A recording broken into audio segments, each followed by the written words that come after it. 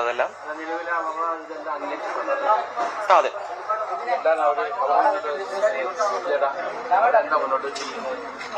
അല്ല അതൊക്കെ അവർക്ക് ആൾക്ക് ബിൽഡിംഗ് വെച്ചോളാണോ പറഞ്ഞേക്കുന്നത്.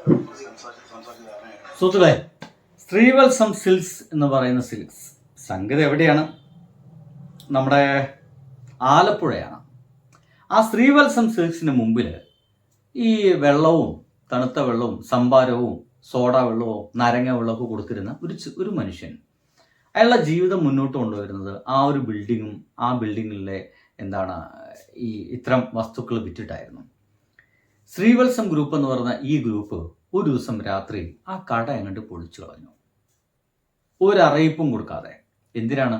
ആ കടയ്ക്ക് അവിടെ പാർക്കിംഗ് സ്ഥലത്തിന് വേണ്ടിയിട്ടാണ് ആ ഒരു ഷോപ്പ് അങ്ങോട്ട് പൊളിച്ചു കളഞ്ഞത്. എന്തായാലും ബാക്കി നിങ്ങൾ വാർത്ത കേട്ടിട്ട് പറ എന്താണ് സംഭവിച്ചതെന്ന്. ആലപ്പുഴ ഹരിപ്പാട് പാർക്കിങ്ങിന് തടസ്സം സൃഷ്ടിച്ച ഒരു കട തകർത്തിരിക്കുന്നു ഗുണ്ടകൾ. ഒറ്റ രാത്രി കൊണ്ടാണ് കടമുറി പൊളിച്ചു നീക്കിയത്. ഹരിപ്പാട് സ്വദേശി അശോക് കുമാറിന്റെ ശീതളപാനീയ ഷോപ്പാണ് തകർത്തത്. തൊട്ടടുത്തുള്ള ശ്രീവത്സം എന്ന ടെക്സ്റ്റൈൽ കൊട്ടേഷൻ നൽകിയതാണെന്നാണ് ആരോപണം. കടയിലുണ്ടായിരുന്ന പണവും സ്വർണവും അടക്കം മോഷണവും പോയി. ശ്രീവത്സം ടെക്സ്റ്റൈൽസിന് പാർക്കിംഗ് ലഭിക്കാൻ തടസ്സമായിരുന്ന കടമുറിയാണ് ഉടമ പോലും അറിയാതെ രാത്രിയിൽ പൊളിച്ചു നീക്കിയത്. സ്ഥലത്ത് നിന്ന് മനീഷ് മഹിപാൽ ചേരുന്നത്. മനീഷ് മഹിപാൽ, ധാരാവിയൊക്കെ ഒറ്റ രാത്രി കൊണ്ട് പൊളിച്ചു തീർത്തു എന്നൊരു സിനിമാ ഡയലോഗുണ്ട്. ഇതേപോലെ ആലപ്പുഴയില് ഇത് ധാരാവി എന്നല്ല, ഇതൊക്കെ അഹങ്കാരമാണ്. അതായത് അത്യാവശ്യം കയ്യിൽ പണമുണ്ടെങ്കിൽ തങ്ങൾ വിചാരിച്ചാൽ എന്തും നടക്കും ഈ കേരളത്തിൽ എന്ന് ചിന്തിക്കുന്ന ഒരു കൂട്ടം മുതലാളിമാരുണ്ട്. ഒന്നാമത് ഈ കോൺഗ്രസ് ഭരണം വന്നോടുകൂടിയിട്ട് ഈ മുതലാളിമാരൊക്കെ ഒന്ന് തല ഒതുക്കി തുടങ്ങിയിട്ടുണ്ട്.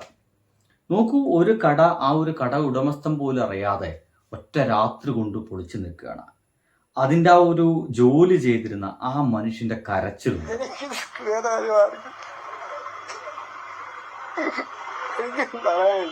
എന്റെ ജീവിതമാർക്കെ പറഞ്ഞു പലപ്പോഴും ഒരു ഗുണ്ടകളൊക്കെ വിട്ട് എന്നെ ശല്യപ്പെടുത്താൻ മാറണം. ഞാൻ നിൽക്കുന്ന ഹരിപ്പാട് കണ്ടില്ലേ, പലപ്പോഴും ഗുണ്ടകളൊക്കെ വിട്ടിട്ട് ആ പാവം മനുഷ്യനെ ഭീഷണിപ്പെടുത്താറുണ്ടെന്നാണ്. ആ ഭീഷണിയിലൊന്നും ആ ഒരു മനുഷ്യൻ വീണു പോയിട്ടില്ല. കാരണം അദ്ദേഹത്തിന് കുടുംബമുണ്ട്. ആ കുടുംബം മുന്നോട്ട് കൊണ്ടുപോകാനുള്ള ഏക ആശ്രയമാണ് ആ ഒരു ഷോപ്പ്. അത്യാവശ്യം നല്ല കടയുണ്ട്, നല്ലൊരു കടയാണ്, അത്യാവശ്യം നല്ല വിൽപ്പന അവിടെ നടക്കുന്നുണ്ട്. അതുകൊണ്ട് തന്നെ ആ ഒരു സ്ഥലം വിട്ട് കിട്ടിയാൽ, ആ സ്ഥലം കൂടി കിട്ടിക്കഴിഞ്ഞാൽ ഈ സിൽക്സിന് പാർക്കിംഗ് ഗ്രൗണ്ടായി എന്നുള്ളതാണ്. അങ്ങനെ ആ ഒരു പാർക്കിംഗ് ഗ്രൗണ്ടിന് വേണ്ടിയിട്ടാണ് ആ ഒരു പാവം മനുഷ്യൻ്റെ ആ ഒരു കട അങ്ങോട്ട് പൊളിച്ചു നീക്കി. ഒന്ന് ആലോചിച്ച് നോക്കി, എന്തൊരു ചിന്താഗതി എന്ന് ആലോചിച്ച് നോക്കി. തങ്ങളതിൽ പണം ഉണ്ടെങ്കിൽ ആരെയും എന്ത് വേണമെങ്കിലും ചെയ്യാമെന്നാണ് അവരുടെ ചിന്ത. നഗരത്തിലെ തന്നെ ഏറ്റവും തിരക്കേറിയ ഒരു കടയായിരുന്നു. അതായത് എല്ലാവരും ശീതളപാനീയം സർബത്തൊക്കെ കുടിക്കാൻ വരുന്ന വളരെ തിരക്കേറിയ കട. ആ കടയുടെ തൊട്ട് പിന്നിലായി നമുക്ക് കാണാം വലിയൊരു ടെക്സ്റ്റൈൽസ് ഉണ്ട്, ശ്രീവത്സം സിൽക്സ്. അവരെന്താണ് ഇത് സംബന്ധിച്ച് അവരോട് പലതവണ വിളിച്ചെങ്കിൽ അവർ വിശദീകരണം നൽകിയിട്ടില്ല. എന്താണെങ്കിലും ഇത് അശോകൻ ചേട്ടന്റെ ആരോപണം, ഈ കട ഇവിടെയുള്ള ശ്രീവത്സം എന്ന ഈ വലിയ ടെക്സ്റ്റൈൽസിന്റെ തൊട്ട് മുമ്പിലുണ്ടായിരുന്ന വർഷങ്ങളായി ഈ ടെക്സ്റ്റൈൽസിന് മുന്നേ തന്നെ ഇവിടെ പ്രവർത്തിച്ച കെട്ടിടമാണ്. മനസ്സിലല്ലേ? അപ്പോ ഈ കട ഒരു ചെറിയ പലചരക്ക് കട, ഒരു വെള്ളക്ക് കൊടുക്കുന്ന കട, ശ്രീവത്സം സിൽക്സ് എന്ന് പറയുന്ന സിൽക്സിന് വളരെ നാണക്കേട് ഉണ്ടാക്കി അല്ലേ? തങ്ങളുടെ ഒരു വലിയ ബിൽഡിങ്ങിന് തൊട്ട് മുമ്പിൽ ഒരു ചെറിയ ലോക്കൽ കട, പിന്നെന്ത് വേണം? ആ കട കണ്ട് പൊളിച്ചു കളയണം. ആരും ചോദിക്കാൻ വരും? ആരും ചോദിക്കാൻ വരില്ല എന്നാണ് ശ്രീവത്സം സിൽക്സ് ഒക്കെ വിചാരിച്ചത്. പക്ഷേ ഒറ്റ നിമിഷം കൊണ്ട് വാർത്ത അങ്ങോട്ട് വൈറലായി, അവര് കുടുങ്ങി. ഇപ്പോൾ ആ ശ്രീവത്സം സിൽക്സിന്റെ ആൾക്കാർ ന്യായീകരണമായിട്ട് വന്നിട്ടുണ്ട്. നാറി ന്യായീകരണാട്ടോ. നിങ്ങൾ ആ ന്യായീകരണം കാണുക തന്നെ വേണം. സംസാരിച്ചിട്ട് ക്ലിയർ ആക്കിയിട്ടുണ്ട് അതെല്ലാം. അതെ,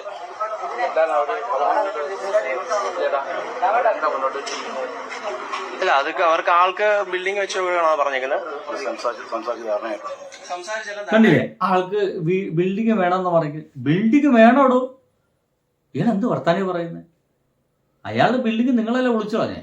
ഇവരാണ് പൊളിച്ചു കളഞ്ഞതെങ്കിൽ ആ ബിൽഡിംഗ് കെട്ടിക്കൊടുക്കണം. അയാൾക്ക് ബിൽഡിംഗ് വേണമെന്നാണ് പറയുന്നത്. എന്താ പറച്ചിലൊന്നുമില്ല. അത് കെട്ടിക്കൊടുക്കുക എന്നുള്ളതാണ് അവിടെ ഏറ്റവും പ്രാധാന്യത്തോടെ ചെയ്യേണ്ടത്.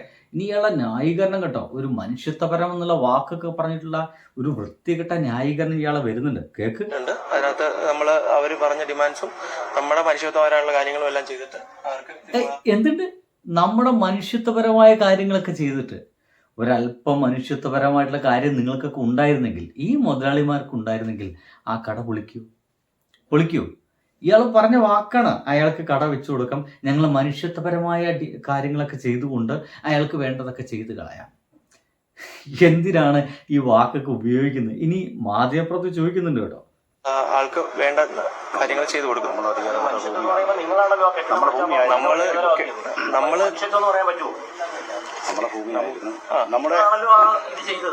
അതെല്ലാം സെറ്റിൽ ആയിട്ടുണ്ട്. നമ്മൾ സംസാരിച്ച സിഐയുടെ ഫ്രണ്ടിൽ തന്നെ വെച്ചിട്ട് അതെല്ലാം സെറ്റിൽ ചെയ്തിട്ടുണ്ട്.